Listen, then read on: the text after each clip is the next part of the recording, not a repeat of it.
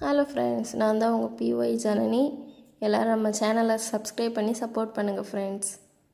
இப்போ இந்த நியூவாக வந்திருக்க ஃபிஸ்ட்டு ஸ்கின்னை தான் நம்ம எடுக்க போகிறோம். ஆல்ரெடி 9, 19 ஸ்பின் நம்ம பண்ணோம், எனக்கு கொடுக்கல.